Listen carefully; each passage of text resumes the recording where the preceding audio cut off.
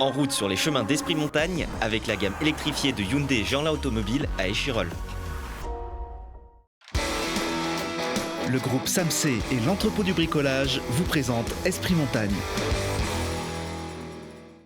Au cœur de nos massifs avec Esprit Montagne et Poma. Mountain Planet donne rendez-vous à tous les acteurs de la montagne dans Esprit Montagne.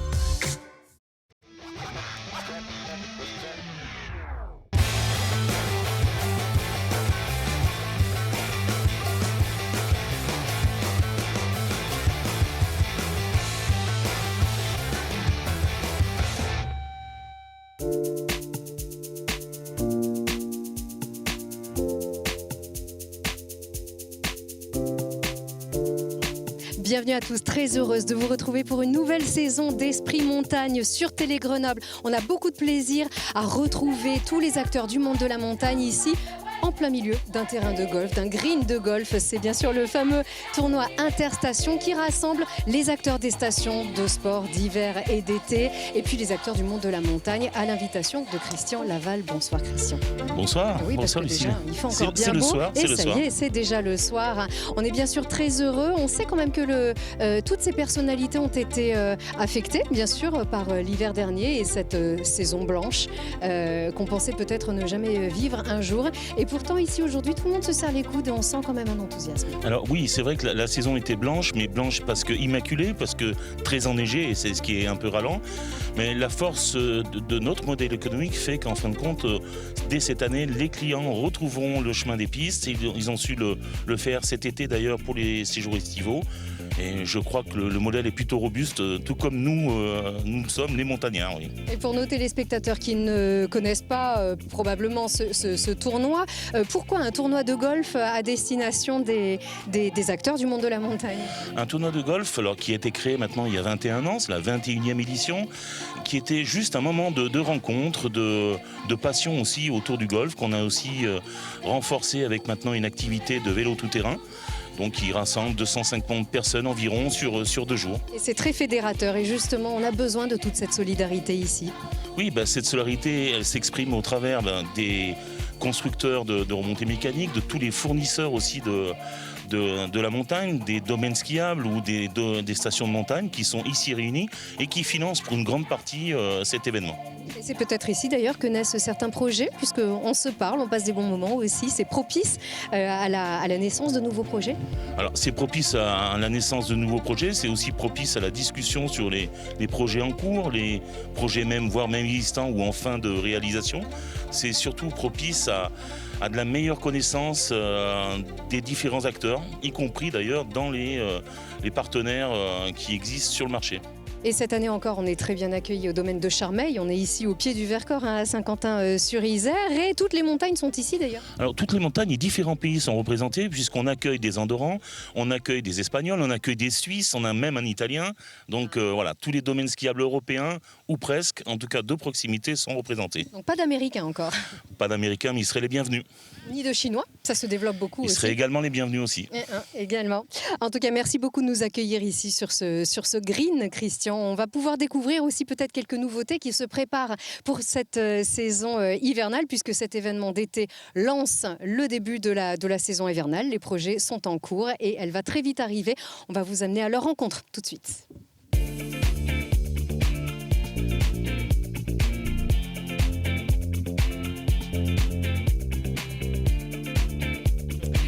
Et Interstation, c'est un lieu de retrouvailles, bien évidemment. C'est aussi un lieu de compétition. Alors, Jean-Luc Bock, comment s'est passée cette journée au golf ? Alors la journée du golf, comme d'habitude, c'est juste exceptionnel. L'Interstation, c'est génial. C'est un moment de retrouvailles, particulièrement cette année après ce qu'on a vécu cet hiver. En tout cas, tout le monde garde le sourire. C'est vrai que ça fait beaucoup de bien. On sent tout cet enthousiasme ici de tous ces représentants des stations, de tout ce monde de la montagne, de pouvoir regarder devant vers une nouvelle année, après une année que personne peut-être ne pensait vivre un jour. En tout cas, celui qui pensait la vivre, il ne nous l'a pas expliqué, on n'était pas au courant. Oui, ça a été extrêmement compliqué, tout l'hiver a été difficile, la non-ouverture des remontées mécaniques a une signification très intense sur la partie économique de tout le monde économique, de tout l'écosystème montagne. Donc on va voir maintenant comment ça va se passer. Les indemnisations de l'État ont évité les dépôts de bilan en masse.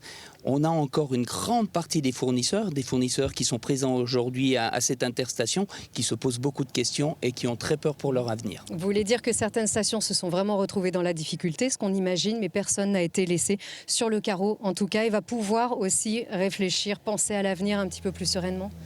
C'est tout à fait ça. On a quelques personnes, malheureusement, on a des trous dans la raquette encore, quelques trous dans la raquette, mais ils sont très peu nombreux. On peut dire merci à notre État, à l'État français, parce que c'est le seul qui a pris en compte la difficulté avec cette non-ouverture.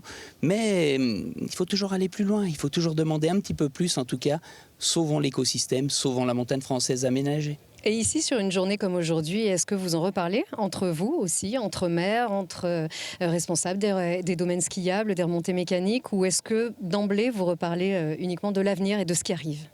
On parle de l'avenir. Il faut être positif. Les montagnards, l'esprit de cordée, c'est ça. On avance, on continue, pas après pas, on gravit les échelons et on arrivera au sommet de la montagne.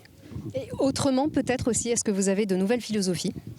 Oui, la nouvelle philosophie, elle consiste déjà à anticiper les choses. Donc le pass sanitaire, est-ce qu'il sera encore d'actualité ou non à l'ouverture de la prochaine saison? On n'en sait rien. En tout cas, on travaille le sujet, on travaille le parcours client, on travaille la simplification du système pour qu'on soit en force de proposition au niveau de l'État et qu'on soit capable demain de leur proposer quelque chose qui fonctionnera et qu'on ne revive pas ce que l'on vient de vivre. Avec un esprit de solidarité plus encore qu'avant cette crise sanitaire. Entre stations aussi, est-ce qu'on essaye de créer davantage ensemble et peut-être de préparer une très saine concurrence aussi, avec chacun ses spécificités, mais une très saine concurrence? Alors on revient à ce qu'on disait déjà par le passé, c'est-à-dire que nos concurrents, ils ne sont pas en interne, ils ne sont pas au niveau national, ils sont à l'international, dans les pays émergents, dans les pays étrangers, qui font tout pour que cela fonctionne. Ils travaillent beaucoup plus ensemble que nous. Cette conséquence de la Covid-19 et de cette situation sanitaire, espérons-le, nous permettra d'évoluer, d'avancer, de travailler encore plus ensemble pour satisfaire notre clientèle, parce que c'est eux qui nous font vivre. Et on verra si l'avenir nous donnera raison, mais espérons qu'on en tire les leçons et qu'on soit unis comme on ne l'a jamais été. C'est la base pour vous, cette solidarité? C'est la base, c'est ce qui conditionnera tout le reste. Si on est unis, solidaires, on est beaucoup plus fort et on avance plus vite ensemble. Absolument. Alors l'été aussi a redonné du moral. Votre étude annonce une fréquentation de plus de 7% par rapport à l'été 2020 qui avait été un été exceptionnel aussi. Et en plus, ça aurait pu être encore meilleur avec la météo. Si la météo avait fait un petit peu moins de caprices. Néanmoins, une très belle satisfaction de la fréquentation cet été. Complètement. Donc on parle sans arrêt du réchauffement climatique, des conditions exceptionnelles, de la sécheresse. On s'est un petit peu loupé là-dessus cet été puisque les 3 premières semaines de juillet ont été très très arrosées. Il a fait relativement froid en altitude. Malgré cela, nos vacanciers sont venus, les réservations étaient correctes. On n'a pas eu la joie d'avoir des réservations de dernière seconde, dernière minute, mais c'est pas grave. Le public était là, satisfait. Ils ont vécu des moments assez intenses, assez sympathiques et on espère qu'ils reviendront nous voir. En tout cas, on est au moins à l'identique sur la saison N-1 qui, on le rappelle, était exceptionnelle par rapport à 2019. C'est vrai, avec un petit plus aussi pour les Pyrénées, selon ce baromètre, avec le thermalisme également. Est-ce que ce sont des nouveaux axes de développement aussi? Alors, on parle de modification du modèle, mais avant tout, il faut savoir que c'est la neige, le ski qui permettra de payer tout cela et d'avancer. Ça fait plusieurs années maintenant, au moins une dizaine d'années, qu'on réfléchit à modifier notre modèle économique, à ouvrir un petit peu plus tôt nos saisons, à les fermer plus tard. Et tout cela, ça permet d'augmenter. On n'est pas encore vraiment aux 4 saisons, mais on espère avancer dans ce sens-là et que cette fréquentation estivale, hivernale soit accrue pour le bien-être de tout le monde et de tout l'écosystème montagne. En attendant, ici aujourd'hui, il fait chaud, bien sûr, et on arrive à préparer cette station d'hiver ici tous ensemble. Quel est votre état d'esprit par rapport à la saison qui arrive? Est-ce que vous êtes encore dans le doute parce qu'on ne sait pas ce qui arrive? Est-ce que vous êtes confiant? Est-ce que vous êtes enthousiaste? Alors, on n'est ni confiant ni enthousiaste, on est prudent. Et ce qui s'est passé l'hiver passé, on ne veut absolument pas que ça se renouvelle. Et donc, pour cela, et c'est à nous d'anticiper tout ce qui pourrait être mis en avant. Espérons que cette situation sanitaire avec le pass sanitaire, la vaccination abondante des Français nous évite des difficultés encore à l'ouverture de la prochaine saison. Mais soyons prudents, anticipons tout ce qu'on peut faire et c'est à nous, tous les montagnards, tout l'écosystème, de travailler pour que plus jamais on ne revive cela. Avec les services de l'État également, votre communication a été renforcée. Vous arrivez à anticiper davantage avec eux? Alors on va faire différemment cette année. On ne va pas attendre qu'ils nous expliquent comment on va faire. On ne va pas attendre de travailler avec eux, notamment sur le protocole sanitaire comme on l'avait fait précédemment. On va être force de proposition. On travaille déjà l'écosystème montagne. On travaille, comme je l'expliquais, sur le pass sanitaire. On travaille sur ce que l'on va leur proposer parce que c'est nous qui devons sauvegarder notre modèle économique et leur faire comprendre qu'à un moment donné, on connaît le système, on connaît la montagne et il faut qu'ils nous écoutent. Et qu'il s'inspire aussi de votre expérience, de votre vécu. Alors, vous êtes maire de la station La Plagne tarentaise. Hein. Elle s'appelle comme ça désormais.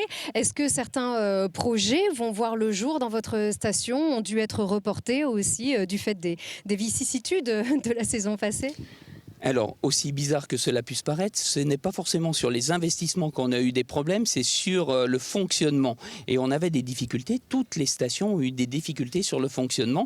Et donc, ils ont travaillé cela. On attend maintenant les remboursements annoncés par le gouvernement concernant les taxes de séjour et la taxe sur la loi montagne.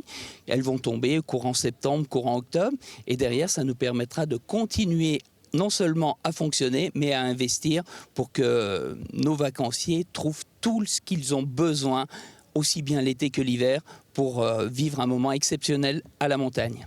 Parfait, merci beaucoup Jean-Luc Bock. Je vous souhaite une bonne récupération parce que je crois que ça a été du sport quand même aussi cet après-midi. Le golf, c'est du sport. Exactement. On est d'accord. Merci à vous et très très belle saison à venir. Merci beaucoup et à très bientôt.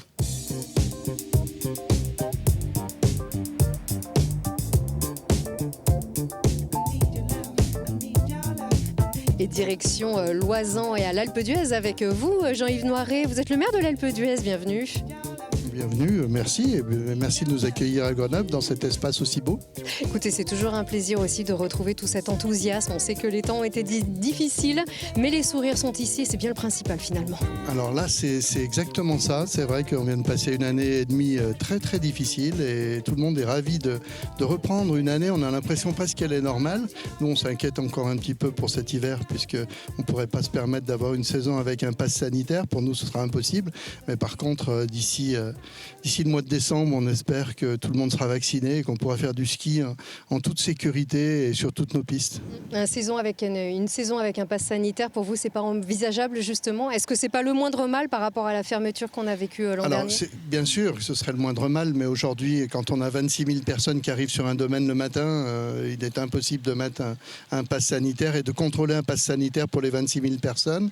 Donc pour nous, non, ce serait vraiment un vrai challenge. Et aujourd'hui, on ne pourrait pas y arriver parce que le forfait ne pourrait pas se transformer en pass, bien entendu. C'est ça, c'est que la logistique est impossible, en tout cas l'organisation, le principe éventuellement, mais pas l'organisation. C'est pas adapté à votre fonctionnement. Sachant que on tourne, et la Suisse a tourné l'année dernière, on a tourné cet été aux Deux-Alpes, on a fait une très très grosse saison d'été aux Deux-Alpes, et en fait, on n'a pas eu de cas, donc c'est bien la preuve que les gens, quand ils skient, ils sont déjà un petit peu protégés contre le froid, et il suffit qu'ils se protègent un peu plus, et puis qu'ils tiennent le masque dans les cabines. En plus, on met un petit peu moins de monde, donc on arrive vraiment à passer à travers sans trop de problèmes. Allez, on touche du bois, comme on dit. Parce qu'on parle des Deux-Alpes, puisque vous êtes le maire de l'Alpe d'Huez. Aujourd'hui, on peut voir beaucoup plus grand.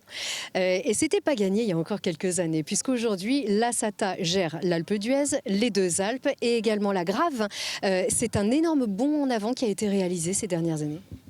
En fait, l'idée, c'était que progressivement, on puisse donner à ces communes des possibilités d'investir sur leur domaine avec l'argent qu'ils gagnent. C'est-à-dire que l'avantage, quand on est une SEM comme la nôtre, c'est que tout ce que l'on rentre, eh bien, on le remet en investissement. On n'a pas d'actionnaires qui, aujourd'hui, prennent l'argent des communes. Là, tout est réinvesti. Et l'avantage de travailler entre les Deux-Alpes et nous, c'est que nous, SEM, SATA, Deux Alpes aussi, la Grave, eh bien, tout le monde est ravi parce qu'on travaille entre élus, on regarde ce qui est intéressant pour le domaine, pour le territoire. Et puis, effectivement, maintenant, la Grave, les Deux Alpes, l'Alpe d'Huez, on est 10 communes qui travaillent ensemble.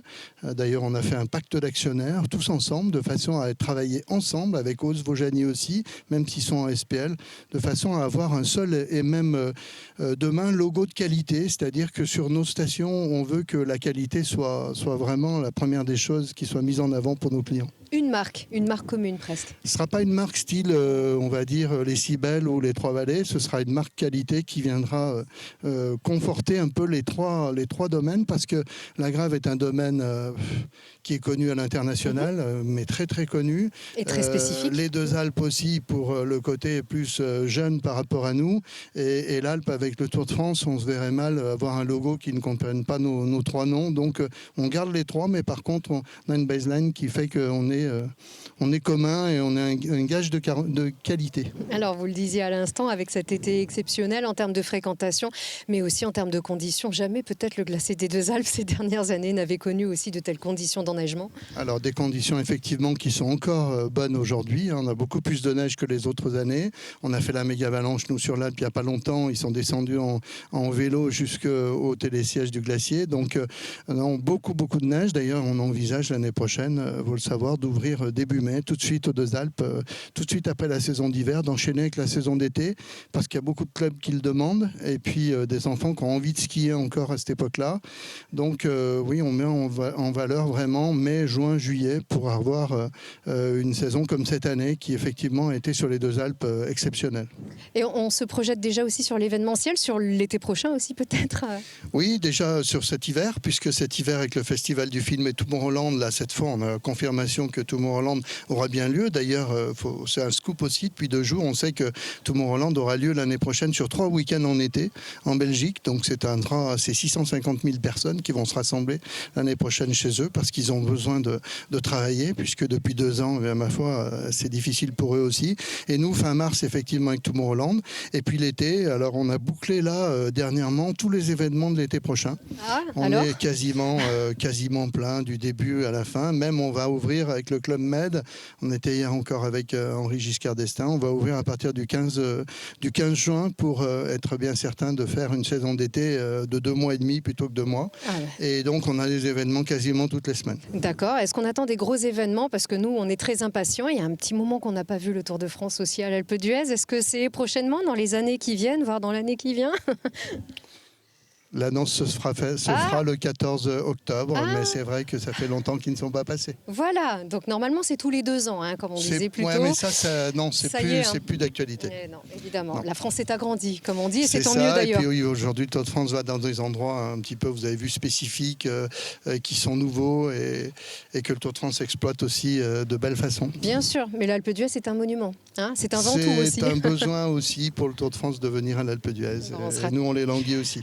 Nous aussi, on s'en languit, on sera ravis d'aller vous voir si tu allez bien évidemment. Le cas, rendez-vous le 14 octobre. 14 c'est bien ça. Pour l'annonce.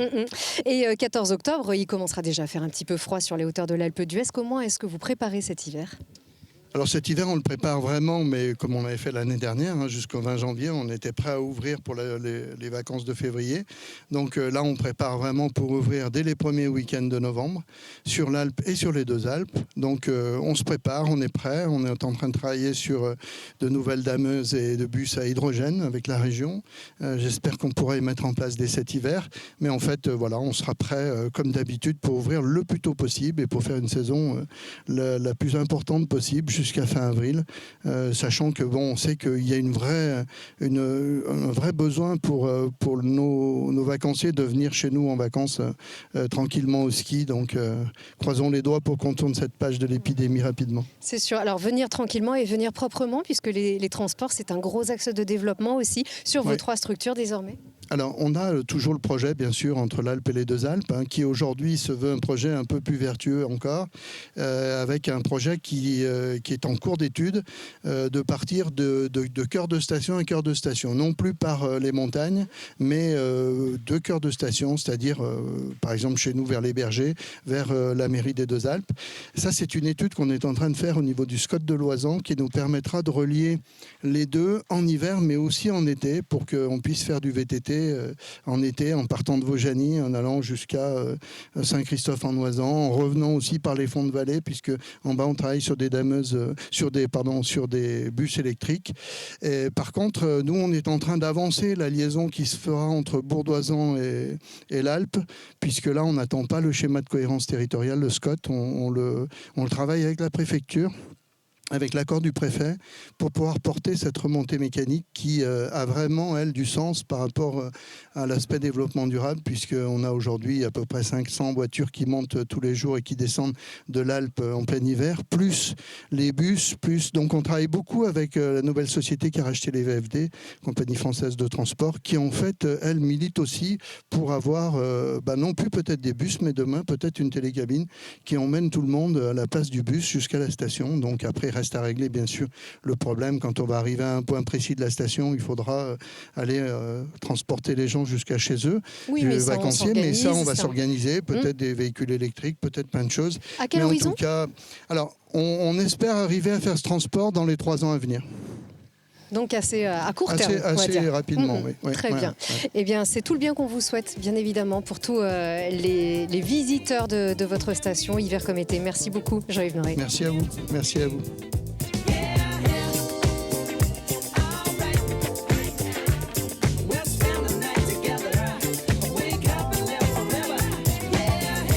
Le tournoi se termine pour certains. Pascal Abri, ça s'est bien passé pour vous ? Écoutez, c'était une super journée. On a pris quelques gouttes de pluie à un moment, mais globalement, une très belle journée. En plus, j'ai joué avec ma compagne et puis le directeur commercial de Poma. On a fait une très très belle partie. C'était vraiment très sympathique. Donc, après la pluie, le beau temps. Alors, est-ce que c'est un petit peu la philosophie qu'il faut adopter après une année comme on vient de la vivre ? Alors effectivement, depuis le 15 mars 2020, on a été obligé de fermer notre activité et les remontées mécaniques. Donc oui, on peut exactement dire cette image. Après la pluie qui était la fermeture, jusqu'à encore il n'y a pas longtemps, on croise les doigts, mais on y croit dur comme fer en tout cas que la vie va reprendre et on en a besoin. Nous, on en a besoin, bien sûr, pour l'activité, et le monde de la montagne a besoin parce qu'il faut que tout le monde puisse revivre normalement. Et puis, le personnel aussi a besoin de retrouver. Alors, depuis cet été, il s'est passé beaucoup de choses. Les gens, on a réouvert cet été. On a remis les gens au ski. On a fait une très bonne saison de ski des clubs et aussi des individuels qui avaient vraiment envie de rechausser et de venir parce qu'ils étaient un petit peu frustrés, comme nous, on a pu l'être durant tout cet hiver dernier. Et le grand public aussi veut revenir à Tignes. Vous êtes le directeur général de la STGM qui gère le domaine skiable de Tignes, un très grand domaine aussi. Comment est-ce que vous avez traversé cette saison inédite avec non seulement bien sûr les remontées à l'arrêt, mais les commerces aussi en détresse ? Alors effectivement, il y a eu, on peut mettre ça à plusieurs étages.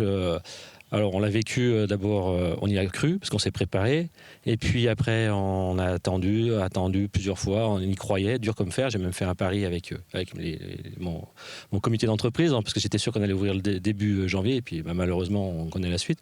Donc un peu frustré, un peu en colère et puis après une fois que la colère est passée, on s'est remis en marche en préparant déjà la saison d'été, comme je vous l'ai dit tout à l'heure, qui était plutôt bonne, en restant mobilisé auprès des équipes parce que les équipes aussi avaient besoin d'informations qu'on a attrapé un peu par-ci par-là et qu'on a retransmis. Globalement, une fois que toutes ces étapes sont passées, on s'est projeté sur l'avenir et on est aujourd'hui prêt et en tout cas très très motivé pour faire une très belle saison. Quelques inquiétudes sur nos amis anglais qui à Tignes représentent une grande partie de notre clientèle. Alors on espère que la quarantaine de nos Anglais sera plus là. La Compagnie des Alpes qui est à Tignes a lancé aujourd'hui même une opération avec pour les clients des stations de la Compagnie des Alpes et notamment ceux de Tignes pour les clients anglais, la remise en route de l'Eurostar, donc qui va être un vrai plus pour faire revenir les clients anglais pour venir chez nous. Et les jeunes aussi, surtout Tignes, c'est une station toujours très plébiscitée aussi par les jeunes. Alors c'est très plébiscité, effectivement il y a un domaine de ski qui est assez exceptionnel avec effectivement des zones freestyle, de freeride, des snowparks qui sont réputés et reconnus dans le milieu. Et puis Tignes permet aussi de faire la fête. On a des établissements qu'on fréquente un petit peu, même si on est un peu moins jeune, mais en tout cas des établissements qui plaisent aux jeunes et grâce à ça on a cette clientèle. Mais on n'a pas qu'une clientèle jeune, on a aussi des familles qu'on est prêt à recevoir comme on sait bien faire. Mais c'est vrai que vous aviez eu un ambassadeur finalement de cet esprit un petit peu festif, c'était il y a 30 ans quand même, bientôt on va fêter les 30 ans de la médaille d'or d'Edgar Gros-Piron sur votre domaine, c'était à Tignes et c'était pour les Jeux Olympiques d'Albertville, donc avec cette journée de folie sous la neige, est-ce que des festivités sont prévues pour commémorer ces 30 ans? Non, effectivement, Edgar, ça fait 30 ans. Mais c'est pas tout seul, Olivier Alamand aussi, médaille d'argent. Tout à fait. Mais alors moi, je me souviens, les images, je les avais vues à la télé, parce que j'étais pas à Tignes à l'époque, mais ça avait été un grand événement.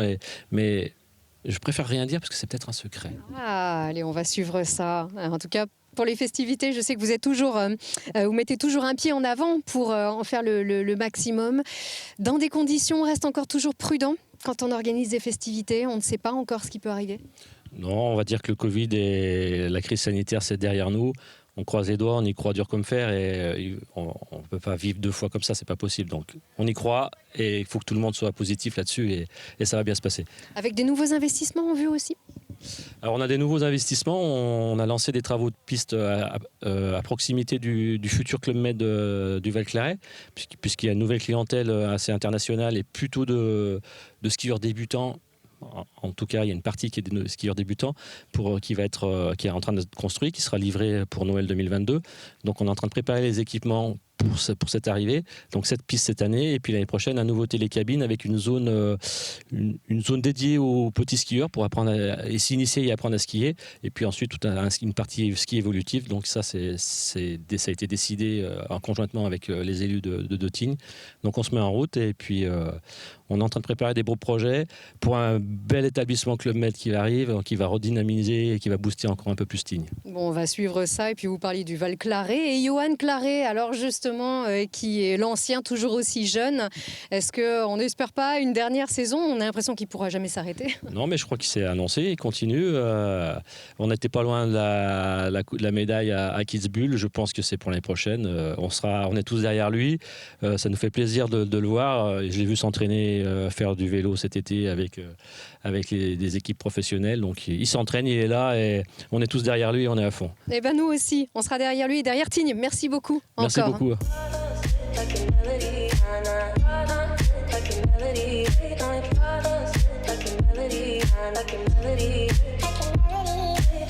Et on est toujours sur le green du domaine de Charmey, mais on va prendre la direction de Valseny en Maurienne avec Yves Dimier. Comment ça va Yves Dimier? Ça va, très très bien, je dirais même super bien, puisqu'on a pu passer une très belle journée ici sur le golf avec de nombreux amis et des personnalités de la montagne. En tout cas, c'est toujours un plaisir aussi de vous retrouver. Comment allez-vous justement, alors quelques mois après cette saison blanche que tout le monde, ça c'est vraiment le point commun de toutes les stations, tout le monde l'a vécu? Oui, alors je dirais plutôt quelques mois avant une saison qu'on espère très bonne. Effectivement, la saison dernière, elle a été très particulière, très, très difficile à vivre. Mais c'est derrière nous, c'est vraiment ça pour vous, l'état d'esprit? Oui, c'est ça, l'état d'esprit. Là, c'est la rentrée, on se rend compte que les gens commencent à penser au ski, téléphone, réserve, achètent des forfaits. Donc ça, c'est plutôt le côté positif. Après, bien entendu, on sait, et on l'a vu l'année dernière, qu'il y a encore beaucoup de travail, beaucoup de lobbying du monde de la montagne pour être certain qu'on puisse ouvrir dans de bonnes conditions. C'est sûr. En tout cas, pour vous, c'est d'autant plus tangible que vous avez déjà commencé à vendre des forfaits, puisque vous êtes une station qui fonctionne sur le principe des forfaits de la vente dynamique. Donc, on anticipe. Et on économise. Voilà, oui, et on économise quand on gagne du pouvoir d'achat. C'est le principe de la tarification dynamique, c'est pouvoir offrir à nos clients des bonnes conditions, bien entendu, qui sont bien meilleures suivant les périodes. Et à titre d'exemple, nous avons ouvert nos ventes au mois de mai, donc en période un peu de pandémie, et on se rend compte que les clients, qu'ils soient français, mais aussi nos clients étrangers à Valseny, qui sont principalement des Belges et des Néerlandais, ont beaucoup acheté. Donc c'est de bon augure pour l'hiver prochain. Et comment vous arrivez à les convaincre aussitôt ? C'est forcément le principe étant anticiper, économiser. On les convainc avec déjà des garanties par rapport au Covid qui sont 100% transparentes. C'est-à-dire que si on est fermé ou s'il y a une problématique liée au Covid, on les rembourse à 100%. Donc ça, c'est déjà important. Et puis la deuxième chose, c'est qu'on offre des tarifs et des bons plans régulièrement. Et c'est pas compliqué de les convaincre aussi de venir sur votre domaine. Vous êtes une station qui se veut aussi résolument humaine. Oui, alors je ne sais pas ce que vous voulez dire par résolument humaine, mais effectivement, ni trop grande ni trop petite. Nous sommes avec effectivement une station qu'on appelle station village, authentique, avec des gens qui habitent à l'année chez nous, avec des équipements de qualité, et c'est ce que nos clients apprécient. Avec un peu aussi une façon de penser selon les... on ne va pas trop vite, on ne fait pas trop gros, on ne consomme pas trop. En tout cas, c'est vraiment une station aussi qui se veut apaisée. Oui, c'est vrai que c'est ce qui caractérise Valseny. On est au cœur du parc national de la Vanoise, donc un environnement préservé, tout en ayant des équipements de qualité qui offrent une multitude d'activités à nos clients, que ce soit le ski, mais pas que. Donc effectivement, c'est le type de station qui actuellement est très recherché par les skieurs ou par les amoureux de la montagne. Alors est-ce que vous skiez encore beaucoup en tant qu'ancien membre de l'équipe de France? J'avoue que j'adore skier avec mes filles, j'adore skier avec des amis. Alors quand je suis au travail, c'est un peu plus compliqué. L'hiver dernier, où on n'a pas eu beaucoup d'activités, j'avoue que j'ai fait plein de skis, que ce soit du ski de fond, du ski alpinisme. C'était génial, mais je me languis vraiment que je puisse retourner faire du ski alpin dès le début de saison. Parce que c'est le ski plaisir alors. Ça veut dire on peut avoir fait des podiums en Coupe du Monde, avoir travaillé très très dur jusqu'au moindre petit millimètre, jusqu'au moindre petit centième de seconde et prendre toujours autant de plaisir. Ça reste un plaisir de skier. Oui, le ski reste un sport de glisse et c'est très... C'est ce qui caractérise le ski. Je veux dire, le ski, c'est quelque part, malgré ce que beaucoup disent, c'est du bien-être, c'est de la santé, c'est de faire une activité physique en famille, entre amis, et c'est toujours un plaisir. Et c'est bon pour le moral et pour le mental. Tout à fait. Donc on en a besoin et on va en avoir besoin encore dans quelques semaines. Oui, et on est sûr que ça va bien se passer. Mais oui, en tout cas, on est de tout cœur avec vous. On sera plaisir d'aller vous y retrouver d'ailleurs à Valseny. Merci beaucoup, Yves Dimier. Eh bien, on vous accueillera avec plaisir. On ira faire quelques virages ensemble. Merci, avec plaisir.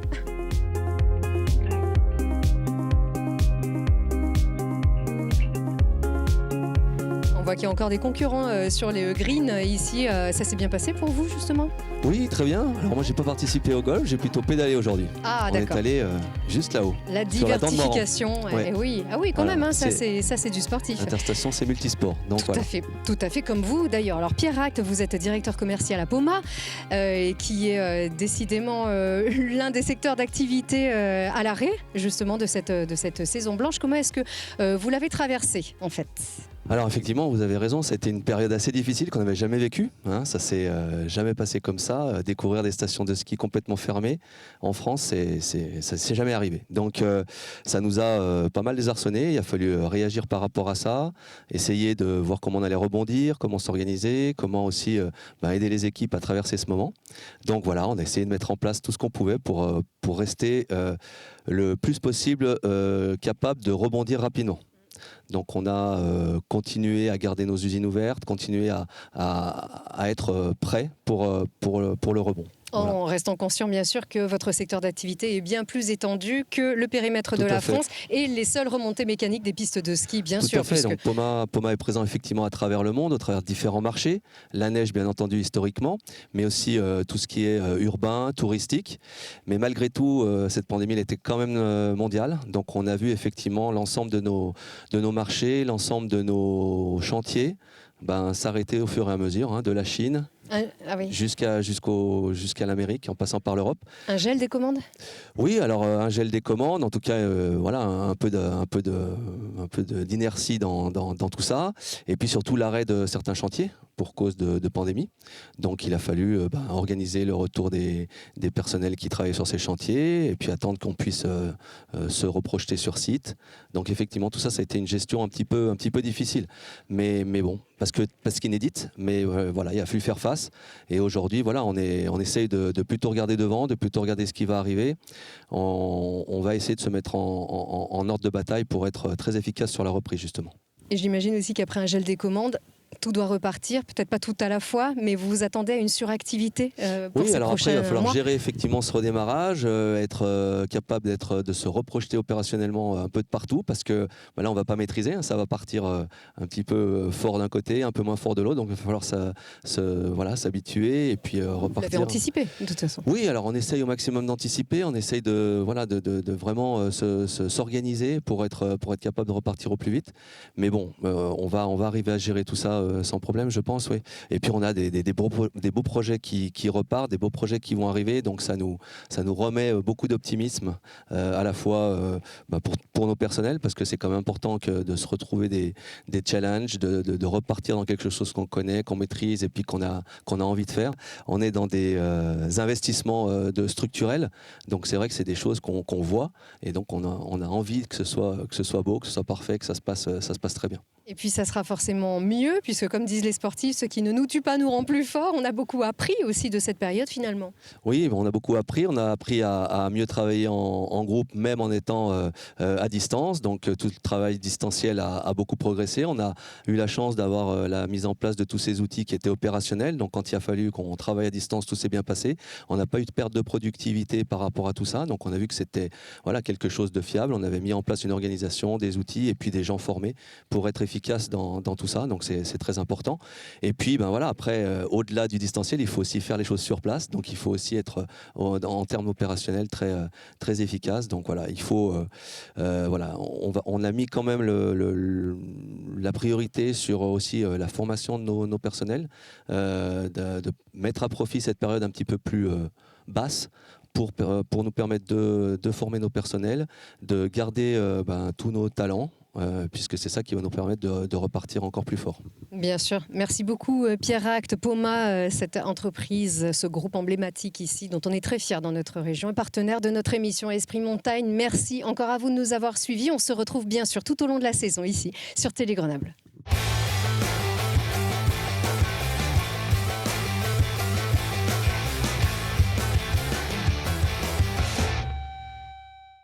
Mountain Planet donne rendez-vous à tous les acteurs de la montagne dans Esprit Montagne. C'était Esprit Montagne avec la gamme électrifiée de Hyundai Jeanlin Automobile à Échirolles. Le groupe SAMC et l'entrepôt du bricolage vous a présenté Esprit Montagne. Au cœur de nos massifs avec Esprit Montagne et Poma.